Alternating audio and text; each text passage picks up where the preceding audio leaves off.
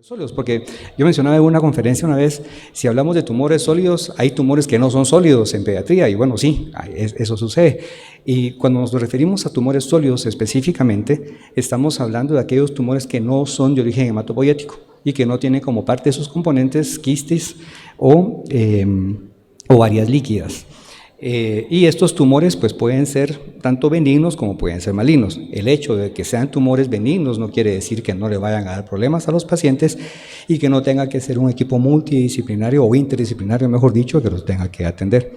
Y algunos de estos pacientes con tumores benignos pues les puede ir tan mal como un paciente con un tumor maligno.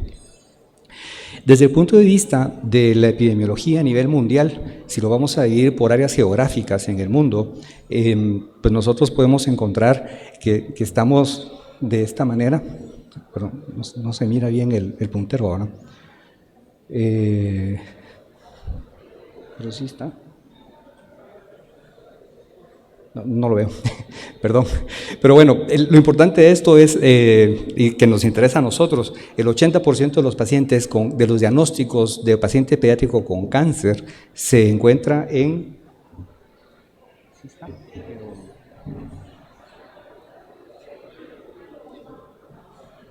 No es que se cambia, pero no se mira. Okay.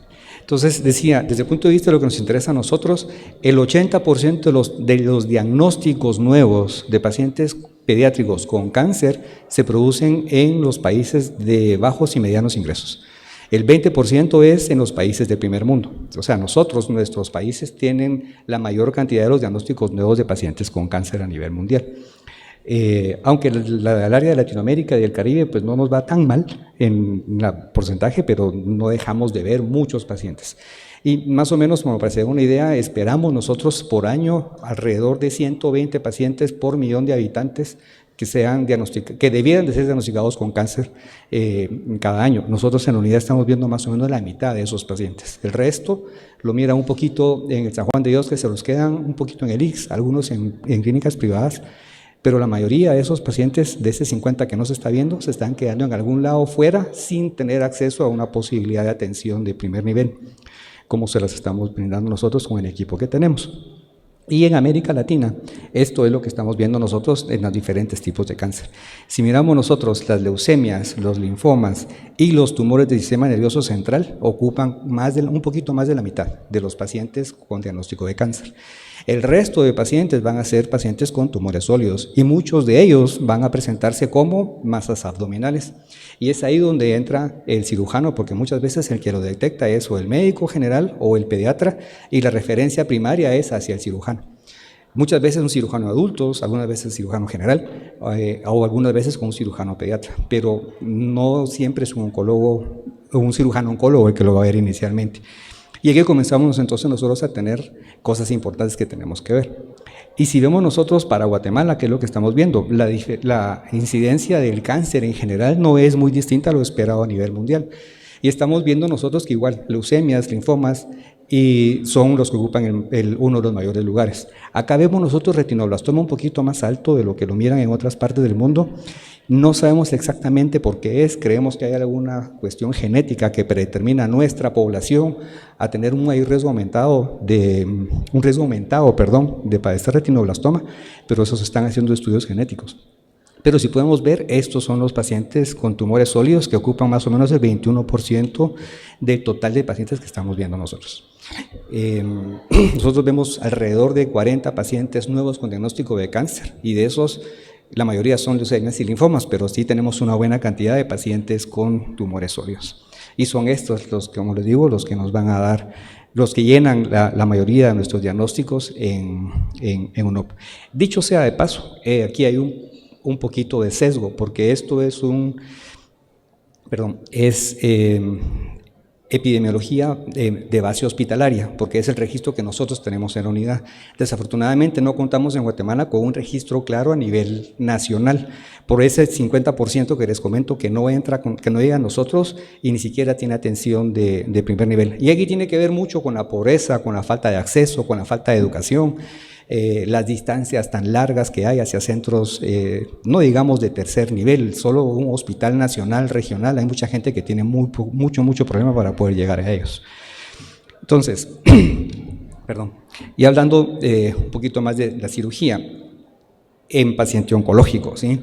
El cáncer, tenemos que entender varias cositas. Primero, que el tratamiento de los pacientes con cáncer es interdisciplinario. Y digo interdisciplinario, no digo multidisciplinario. ¿Por qué interdisciplinario? Porque son muchas disciplinas las que están trabajando juntos y debemos de trabajar de la mano unos con otros. Y no solo médicos. En la unidad tenemos nutricionistas, tenemos psicólogos, tenemos trabajadores sociales que nos ayudan y nos dan un apoyo importantísimo y son de muchas maneras que figuran junto a la par de nosotros, pero y a la verdad de decir nosotros del cuerpo médico, y el cuerpo médico tenemos no solo los oncólogos, están los cirujanos, pero también están los nefrólogos, los neurólogos, los intensivistas, y todo ese equipo interdisciplinario es parte de lo que ha hecho que la sobrevida de los pacientes con cáncer a nivel mundial haya mejorado al punto de lo que está en este momento.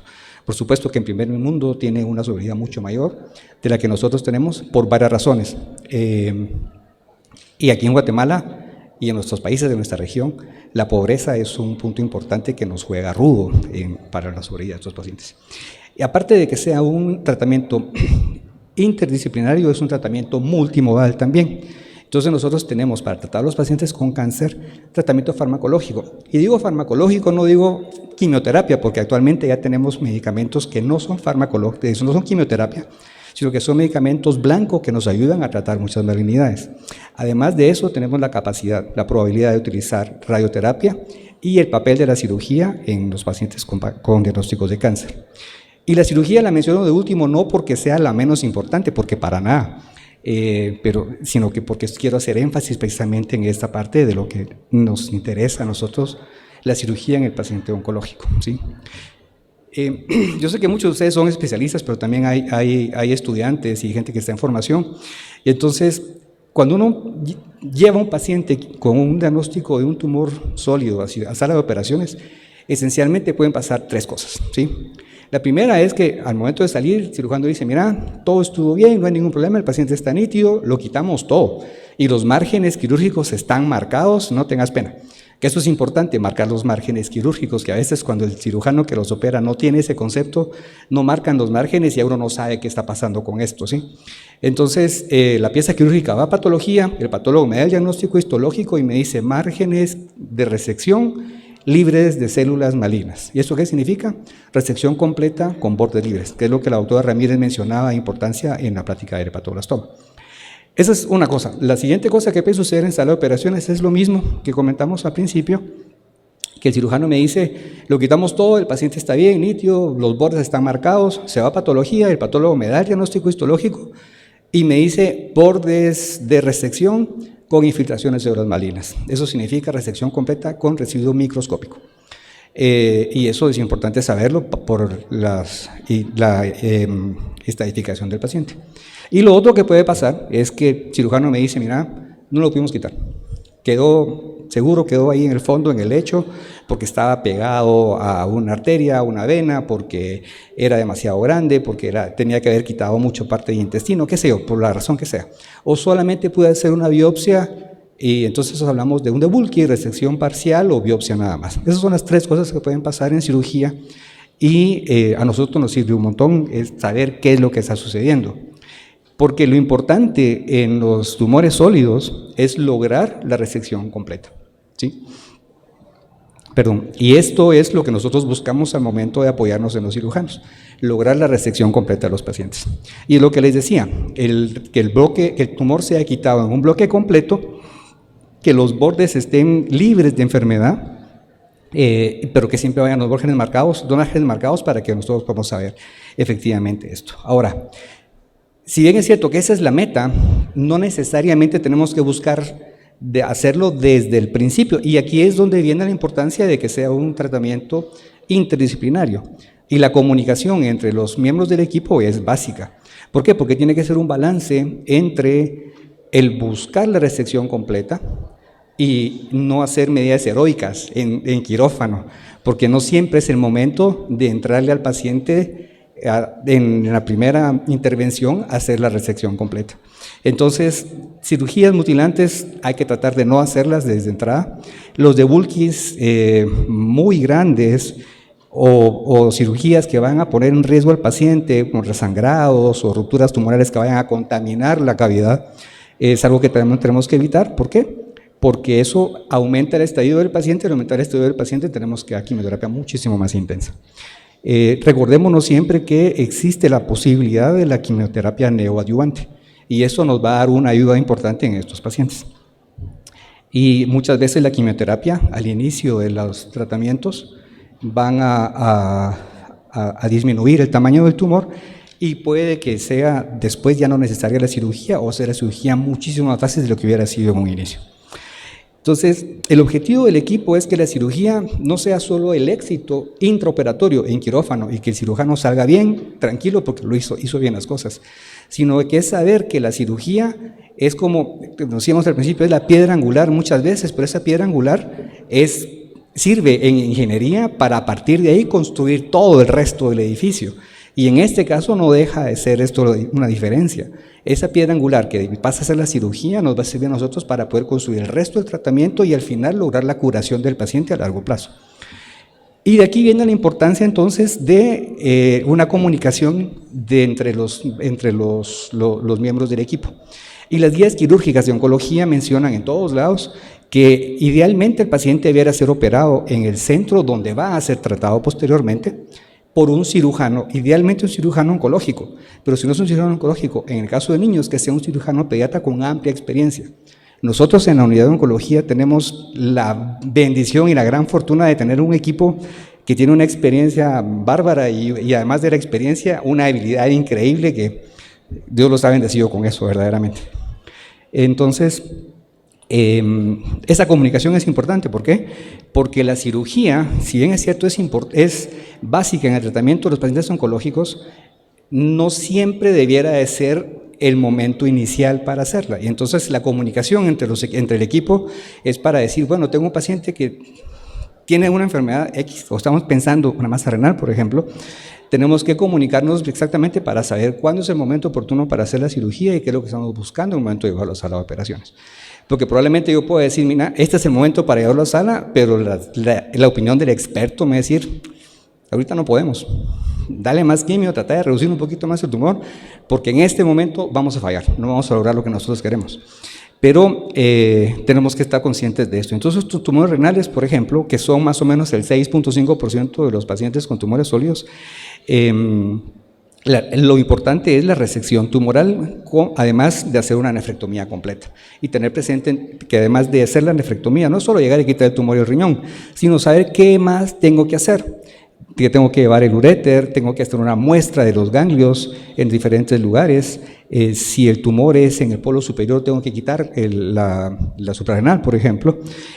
Hacer una exploración importante de la cavidad abdominal, y no olvidándonos nunca de ver el riñón contralateral, porque también podemos saltarnos cosas en cirugía, en las imágenes.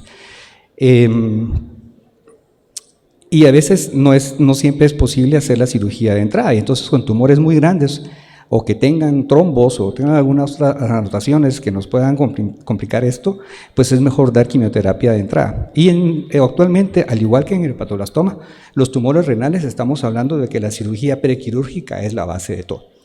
Hacer la quimioterapia prequirúrgica actualmente es el estándar de tratamiento en casi todo el mundo, para evitar precisamente medidas heroicas en quirófano, evitar que los tumores se rompan, contaminar la cavidad abdominal, porque esto nos puede aumentar el estadio de los pacientes. Y podemos ver nosotros la diferencia de hacer una cirugía en un tumor muy grande al inicio versus dar quimio de reducción, que hacemos un tumor mucho más manejable, y no solo un tumor mucho más manejable en sala de operaciones, sino que desde el punto de vista de estadificación del paciente disminuimos los estadios avanzados y eso representa menos toxicidad de quimioterapia al paciente.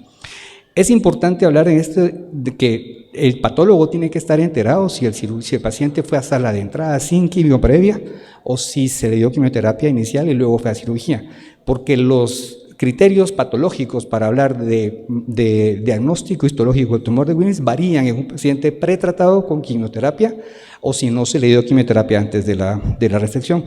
Entonces el patólogo se hace también muy importante en la evaluación de estos pacientes. ¿Y qué tan importante es poder tener pacientes con estadios bajos? Pues aquí podemos ver nosotros que los estadios iniciales de la enfermedad tienen una sobrevida muchísimo mayor que si los vemos ya con estadios mucho más avanzados y no digamos pacientes que lleguen ya metastásicos al momento del diagnóstico. Claro, la metástasis tiene mucho que ver con el diagnóstico tardío en estos pacientes.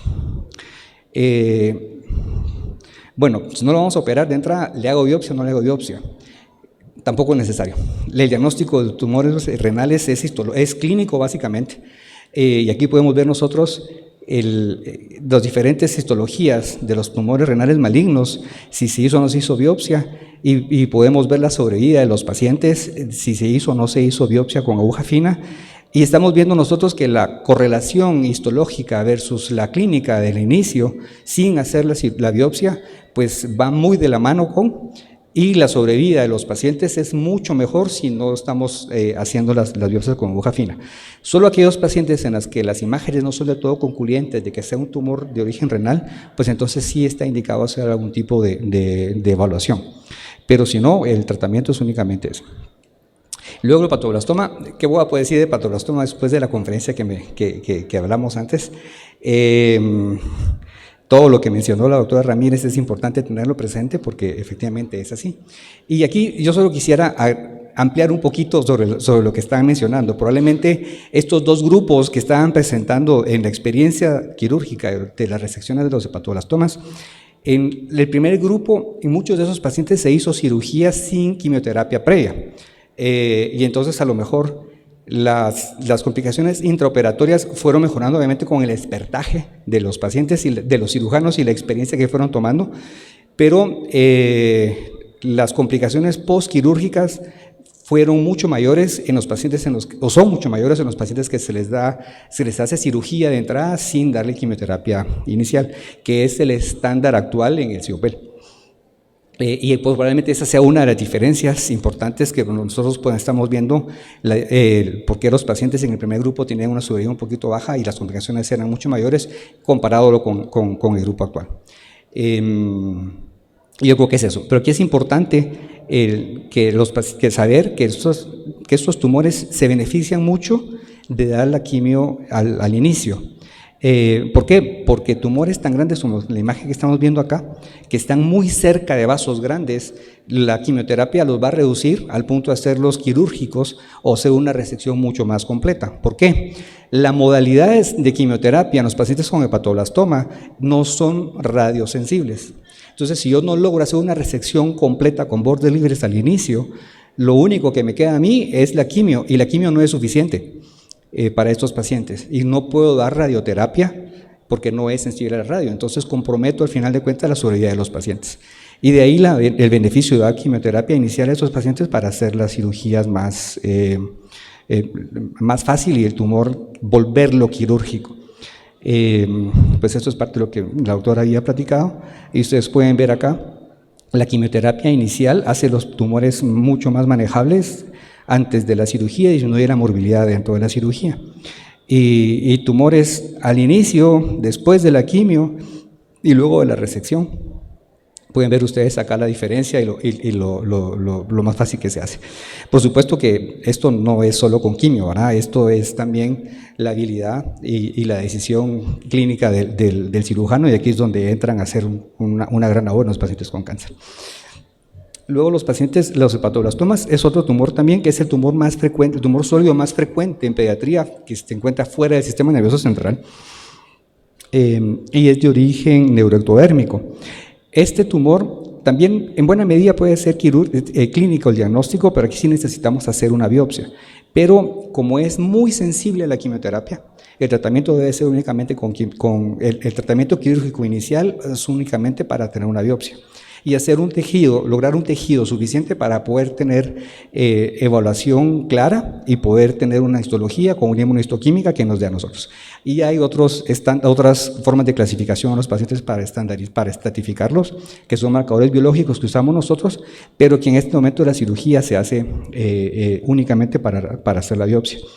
Y vemos nosotros que la quimioterapia reduce los tumores de manera importante y después la resección es mucho más fácil y la posibilidad de lograr bordes libres se hace mucho mayor. Tumores germinales son otro grupo de tumores también importantes que podemos encontrar nosotros. Estos tienen la capacidad de producir marcadores tumorales al fetoproteína y su unidad beta esencialmente, pero los disgerminomas, por ejemplo, no producen marcadores y entonces el diagnóstico por marcadores no siempre va a ser posible. En estos casos, si es posible la cirugía de entrada y sabemos que vamos a poder buscar bordes libres, resección completa, pues sí podemos hacerla porque le estamos evitando al paciente la quimio. Si no, únicamente con biopsia es lo único necesario para estos pacientes y poder llevarlos a un proceso de curación.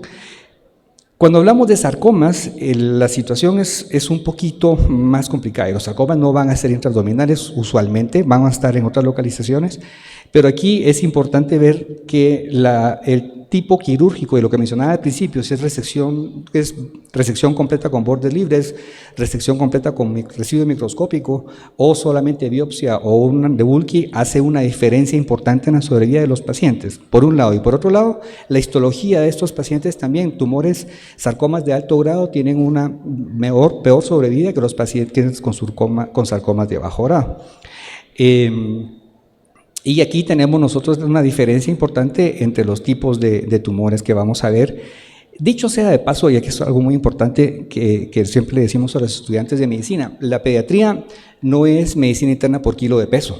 Y el cáncer en niños, aunque se llame cáncer, es una enfermedad completamente diferente al cáncer de adultos. Entonces, las enfermedades que vamos a ver, los tumores que vamos a encontrar nosotros, los más frecuentes son estos que estamos platicando. Si los mira un oncólogo de adultos, va a pensar en otras cosas.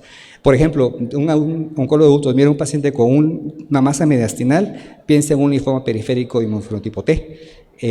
Lo mira uno pediátrico y lo que vamos a decir es un linfoma linfoblástico, probablemente sí de inmunofenotipo T, pero el tratamiento de los dos es completamente diferente y la sobrevida de los pacientes tratados en contextos pediátricos es mucho mayor que en contextos de adultos. Y estas enfermedades no se escapan de esta realidad que les estoy comentando. Entonces los sarcomas, dependiendo de si son sarcomas rhabdomyosarcomas o sarcomas no rhabdo, dependiendo de la histología, si son de alto o de bajo grado, así va a ser la posibilidad de sobrevida.